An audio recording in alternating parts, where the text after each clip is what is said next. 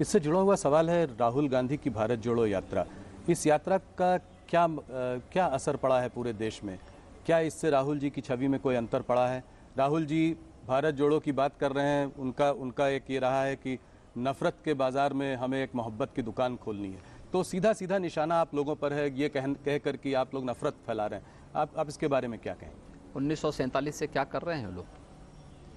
इस देश में जाति के आधार पर, मत और मजहब के आधार पर, क्षेत्र और भाषा के आधार पर ये विभाजन तो कांग्रेस की ही देन है। तो जो उन्हें विरासत में मिला है वही तो देश को दे रहे हैं, उन लोगों ने तो वही किया है, तो स्वाभाविक रूप से वही काम कर रहे हैं।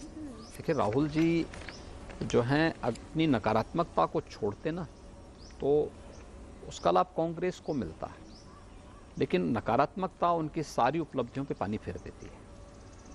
तो आपको लगता नहीं है कि भारत जोड़ो यात्रा का कुछ प्रदेशों पे कोई असर रहा है? जैसे कर्नाटका हो गया, हरियाणा हो गया, इन सब प्रदेशों पे कोई? देखिए, किसी भी कार्यक्रम में भीड़ की उपस्थिति से आप उसकी सफलता को नहीं मान सकते। कॉमन मैन ने उसको किस रूप में लिया है, इसके अलावा और कितनी दूर तक, कितनी देर तक उसका इम्पैक्ट होगा, ये भी उस पर निर्भर करता है। उस पार्टी का अपना विषय है, अपना एजेंडा होगा, अपना उसको करने के लिए पूरी तरह स्वतंत्र हैं, लेकिन उनको देश के सामने ये भी बताना चाहिए कि उसका उद्देश्य है क्या।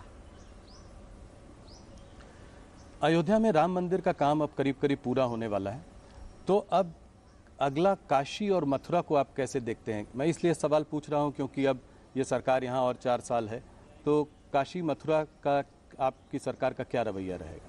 देखिए, काशी में आप देख रहे हैं, काशी में काशी विश्वनाथ धाम बन गया है जी।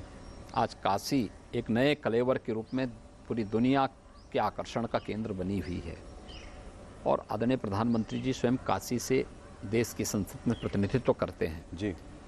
मथुरा में ब्रज तीर्थ विकास परिषद विकास के कार्यक्रमों को तेजी के साथ आगे बढ़ा रही है, तो वहाँ के आध्यात्मिक और सांस्कृतिक विरासत का संरक्षण करते हुए उसके भौतिक विकास के लिए सभी प्रकार के कार्यक्रम सरकार चला रही है, और केवल उन्हीं स्थलों के लिए नहीं है।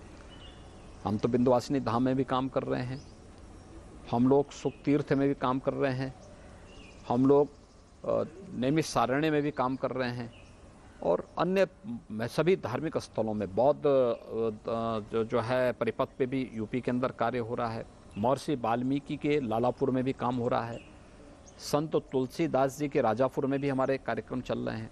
ये सभी हर जगह के समग्र विकास के लिए कार्यक्रम। तो आपको लगता है कि यहाँ पे भी जल्दी ही कार्य जो है कंक्लूड होगा, आपके इस कार्यकाल में ये बात आगे बढ़ेगी? देखिए, सभी काम अच्छे ढंग से आगे बढ़ रहे हैं, और जन भावनाओं का सम्मान करते हुए, आस्था का सम्मान करते हुए इसे आगे बढ़ाया जा रहा है। एक सवाल मैं और आपसे पूछना चाह रहा हूँ, और ये इसलिए भी ज़रूरी है क्योंकि आप जो है खुद भी फिल्म इंडस्ट्री को यूपी में लाना चाह रहे हैं, और आप इस बारे में काफ़ी सालों से बात कर रहे हैं। सुनील शेट्टी जी ने आपसे मुंबई में ये सवाल रखा भी था, ये एक बॉयकॉट कल्चर का सवाल।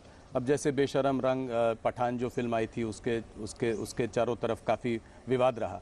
आप इसको कैसे देखते हैं, इस बॉयकॉट कल्चर को कैसे देखते हैं? आपकी क्या मैसेज है बॉलीवुड को? देखिए, किसी भी कलाकार और साहित्यकार का, या जिसके पास कोई विशिष्ट उसके पास कोई भी इस प्रकार की कोई उपलब्धि है, तो उसका सम्मान होना चाहिए, और हम उन सभी का सम्मान करते हैं।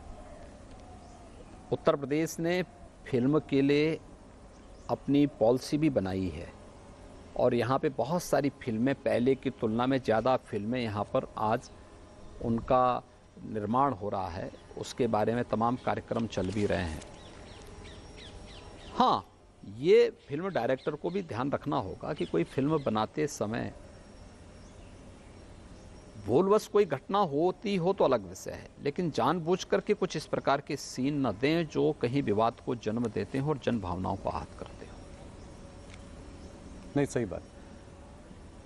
एक और मुद्दा है जो कि जिस पर आपसे मैं सवाल पूछना चाह रहा था, सीधा सवाल है मेरा।